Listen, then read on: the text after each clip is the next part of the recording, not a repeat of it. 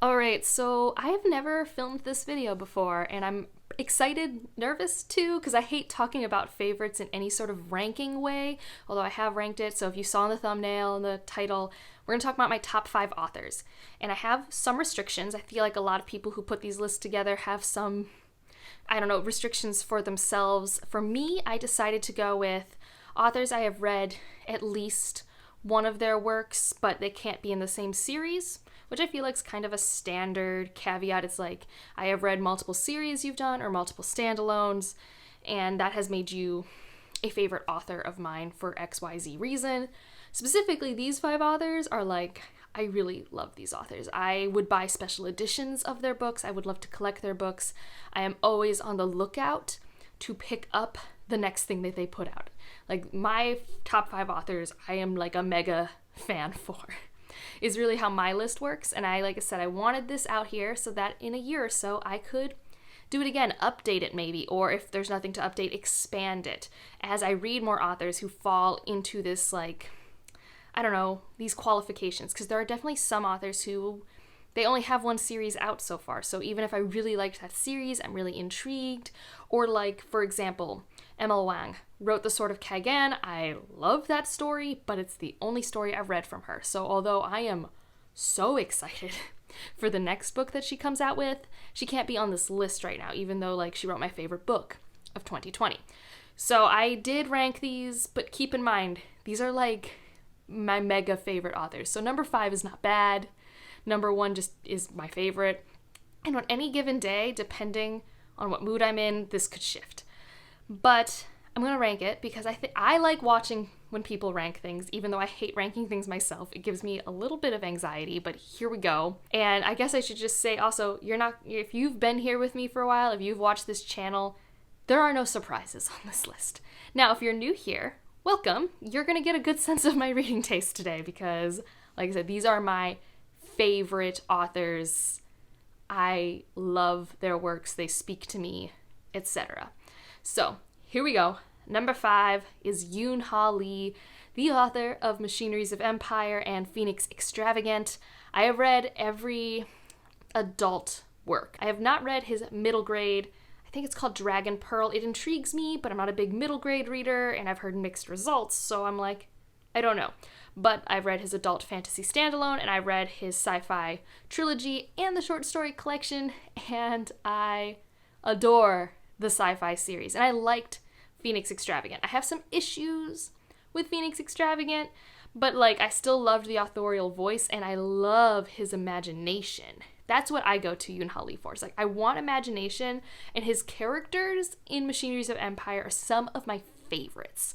And just like that whole world. Like, I have never been so astounded. I don't know if that's the word, but I picked up Nine Fox Gambit. I read the first 60 or 80 pages. I was confused, but really intrigued, and then a click happened as he puts in all of my favorite tropes and keeps me confused in an engaging way. And like, the inner turmoil of some characters I feel is done really well. I cannot wait to reread the series. I have a series review, I have a world building video for Nine Fox Gambit. I love that series. I would have never stumbled upon it without book 2 because it was through a buddy read of Middle Game with Justine, where she was like, hey, if you liked this, I think you would really like this because it's that confusing type of thing. Now, I will say I don't think Middle Game is quite as confusing. Like, Nine Fox Gambit is like extremely confusing. It gets better. Like, as you read, if you just like accept, I don't know the answer right now, the answer will come to you eventually, I promise. But I love that world, and I loved reading the short stories and coming back to it. Like, there is a way that he could write an extended, like, series, and I would be so here for it. But I'd also love to read any other series that they write. Like, I read Revenant Gun, I think that's the name of the 3rd book, in December, and, like, from page 1, I was like, this is a 5-star read. This is it. Now, the reason why he's ranked number 5 and not higher up is because not all of his works have been 5-star reads for me. Some of them have been, some of them haven't been. Like, I think Phoenix Extravagant is like only a 3.5 star for me, but like the entire Machineries of Empire is like 4.5 to 5 stars. So there's some inconsistencies there, but boy, I don't think I've loved a sci-fi series as much as I love Machineries of Empire, so that's why he has to be on this list. Another one I'm putting on the list, I've only read 2 of her works, but they are both standalones and they were both in different genres, and I am going to read the other 2 works she has out and any other thing she ever writes, because I think this is one of those authors whose voice on the page just like speaks to me, that I will just eat it all up. I love the flow. I love how she communicates thoughts, and that is Karen Lord, the author of Redemption in Indigo and The Best of All Possible Worlds, my current favorite read of the year. I love that book so much. And yeah, these are 2 very different works that I've read from her. One is like a folktale fantasy that is very self-aware in its storytelling. Like the narrator knows they're telling a story, which is like, I love that. I love that so much. It's based off a folktale and it has that type of quirky quality to it, and it's really great. But it also, like, it's not just a folktale. Like, it is like an adult fairy tale, folktale thing with like heavier themes, and the ending. I love Redemption in Indigo. And then The Best of All Possible Worlds. That's a sci-fi. That's a far future space opera sci-fi that has to deal with the fact that a whole community lost their planet and the people on the planet and need to put themselves somewhere new, and we follow it through this scientist helping these people reacclimate and integrate into this new world, and it's about a team of people traveling to try and figure it out, and you're watching these quiet moments and these interactions, and yeah, it's really a very, I don't want to say it's episodic, because I've read episodic stories and that this one doesn't feel like it, but it felt like I was watching a TV show where I love all the characters, and when you love a show because of the characters, you know, you don't care what happens on that episode. You just want to watch people interact and like watch their relationships develop and change and grow. And the sci-fi world was so cool. Like, evolution has changed humans in certain ways, or maybe this is an alternative world where they were already like that, but they have different, like, psychic powers sometimes, and just seeing how technology's evolved and what things are focused on this planet in particular. I loved going on a journey, exploring this world specifically with these people, and I do think it's 100% her authorial voice that made it everything for me. Like, I just think her voice works so well for me. And the reason why she's not higher, because she could be a contender for like a top spot, is I've only read 2 of her works. I need to read the companion sequels for Redemption in Indigo and The Best of All Possible Worlds, and they are on the list. I'm going to do it. But it's also one of those things where it's like, once I've read them, I have no more new Karen Lord, and I'll just be sad. I can reread, obviously, and I will. I have actually both of them. Redemption in Indigo's here, and Best of All Possible Worlds is here. And like I said at the top of the video, I'll like buy special covers for authors I love, and I bought both of those. Are not the American covers. I don't like the American covers for either of those books. So I bought the UK hardback, and I bought the UK paperback for those books. Number 3 is Ted Chiang, and he has written 2 spectacular short story collections. Exhalations, a 5-star short story collection for me, and The Story of Your Life and Others is like a 4.5-star collection. He is a master at taking a scientific idea, making it accessible, distilling it down to then incorporate the human experience and figure out things. Like, I don't know how to describe it. It's just, when I want someone smart to talk to me, I want it to be Ted Chiang. And as a scientist, I love the physics ideas he uses in his work to play around with. The Story of Your Life and Others, I've seen the movie Arrival several times. I finally read the short story. Love the short story. I did not know the physics inspiration for that story. And it's so cool because in many ways there are things that like happen in physics that I never think about that much, but he like reframed it. He's like, well, what if creatures actually experience the world like this based off this physics? It could be possible. And I'm just like mind blown. So he just blows me away because he can incorporate the human element with a really interesting idea that he really wants to unpack, and I will have emotions for characters. Now, that's not every story, but it's a lot of them. I have a lot of stories that I just adore, and he's a master of his craft. I love short stories. I read a lot of them, and there is not a short story writer out there that impresses me as consistently as this author, and I'm desperately hoping he comes up with another collection quicker than what was between the last 2, which was like 15, 18 years.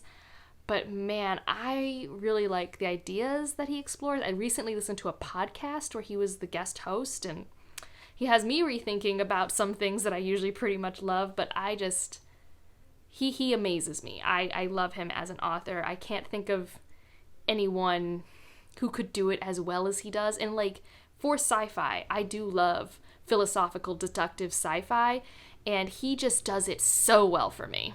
With these next two, it depends on the day. It depends on what I've read most recently. I don't know. These are like neck and neck, and they're very different authors, even though they're both in my favorite genre, and that means that number 2 is N.K. Jemisin, and number 1 is going to be Brandon Sanderson. I don't think I have to bury the lead there. But let's talk about N.K. Jemisin, who blows my mind. I mean, whoa. So I read every novel. The only thing I haven't read by her is Emergency Skin and the graphic novels that she does, which I think are Green Lantern based, which means I really should read them, because in the DC world, I do like Green Lantern stuff. But I digress. So I have read a lot of N.K. Jemisin, and I have gone down saying I could read her grocery list, and that is true. I would read her grocery list. I've read many of her blogs. I read a lot of her words. She is like Karen Lord, where like the way she translates thoughts to paper to my brain is near perfection. I love it. I know a lot of people have issues sometimes with her writing style. For me, it's like, I don't know, I'm like in tune, I'm in sync. I love how she writes. I love how she plays with narrative structure. She does that frequently. I love the thematic density to it, but without sacrificing the fun of plot. I think that's a really like tough line to toe for authors. You know, it's like, I have a thematic thing I really want to say. This is my like agenda or question as an author, versus here's an enjoyable story because I am a storyteller. Like, combining the two, I think some authors do way better than others. And Jemisin, I think Chef's Kiss is a master at it. I love her books. I need to update my author spotlight, because way back early in my channel, I did make a, where should you start with N.K. Jemisin? And I'll link that down below if you care. But it's just, I love her work. I think there's a story she could write for anyone, although she has a world-building style that I do think that if you don't mesh with her world-building style, you probably won't mesh with any of her fantasy works, just because it's a very, I would call it, organic style. It's not info-dumped. It sometimes feels like things are withheld, even though it's really just that the main characters aren't thinking about that thing because it's so commonplace to them. There are normally glossaries that you can use if that's an issue for you, but I have just learned to trust her. And if I just go with it, I will learn the things that I need to know. And I love exploring the worlds the way she does. She is some of my favorite characters and some of my favorite like romantic relationships. So I typically don't get too attached to romantic relationships. It's few and far between. I'm not against it. I'm not one of those people who doesn't like romance in my books. But to make me buy into it, to make me care, she writes some of the best adult relationships that I can think about. Like, they are so grounded, they are so slow burn, they make complete sense if you are looking to read like adults finding love with each other, or finding compassion with each other, or just forming friendships, or dealing with adversity in a like troubled past. She does that so well in ways I don't think a lot of authors do well. So in that way, I love her work. She just blows my mind. I read the Broken Earth trilogy in 2019, and I'm rereading it very soon, and I'm so excited. And I had never read a fantasy that just blew my mind so much. I was just like, what did I just read? And I gave it to my mom, and she read it in like 2 weeks too, and I was just like, what did we just do? It was so good. And I love the Inheritance trilogy. Still can't figure out how to explain it to people because it's a little weird. And the back of the book does not do any of those books justice. But I love it. The Dreamblood duology is like, the second book is like one of my favorite romances of all time. I read her short story collection, and she literally just has a story about this lady cooking with weird ingredients, and I loved it. Like, I love her prose, I love her worlds, I love her ideas, I love her characters. I need special editions of her books. I right now have my mom's copies of the Broken Earth trilogy right here because I knew I wanted to reread them, and something's better than nothing, but I want fancy copies. I want to spend an outrageous amount of money on books by N.K. Jemisin, and the world will not let me because they don't exist. So please, world, give me fancy things to spend money on because I want to. I really, really want special copies of her books. And so the last author, like I already said, Brandon Sanderson. And I feel like the reason I put him up top is because I'm currently rereading the Mistborn trilogy and because I have like legit been reading and rereading his works since 2005. Like, I have not had a Sanderson book to read in 16 years? Is that how math works? Like, that is a very long time for me to be consistently reading an author, and they've been consistently producing works that I really love. Now, unlike Jemisin, where I love everything I've read by Jemisin, I have not loved everything I've read by Sanderson. I do not like The Reckoners. I'm only okay with Skyward. Like, Skyward is fun. It's like a 4-star series, but like Reckoners is like a 2-star series. I do not like Reckoners. So his young adult stuff doesn't work as well for me. But his adult stuff, his Cosmere, I mean, if you don't know, these are very, very expensive copies of Brandon Sanderson's works. They are overpriced. I mean, they're not if you want them. Like, I was willing to spend the money, obviously, but like, they are expensive books. I have loved falling into his worlds. I think for me, he writes stories that I am very invested in. His plotting, his foresight, how he foreshadows things, how he plans things, it makes his books very rereadable, which for me is great because I'm a huge rereader. Like, I think I'm reading Mistborn for the 4th time right now, and it's still amazing. Like, I'm still being blown away. How can I still be surprised, right?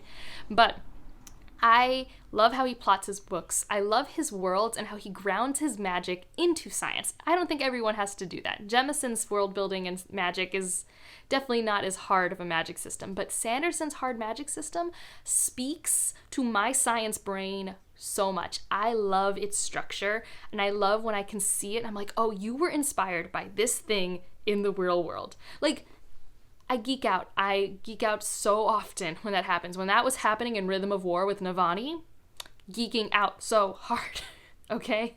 So, yeah, I don't know what to say. I've known some of his characters for so long, like Elantris.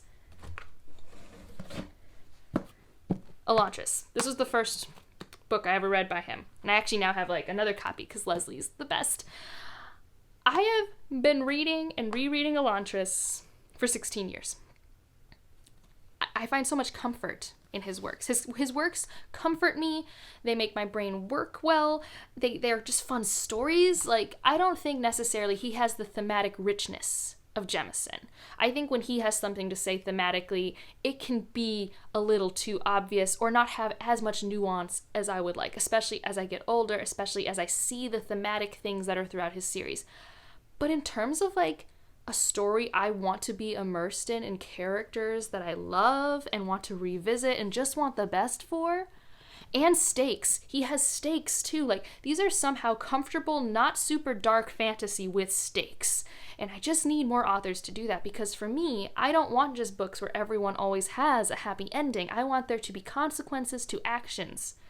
And he does that in a way that doesn't break me completely, which makes his works so fun to revisit. I don't know. I love Sanderson. I know there are flaws. I know he's not for everyone. I mean, every author on this list, I recognize they have flaws. But for me, they are the definition of my auto-buy authors, auto-collect authors. Like, every author on this list, if they came out with really fancy books like this, I would buy them. Like, that's how much I have loved these works and how much they have impacted me.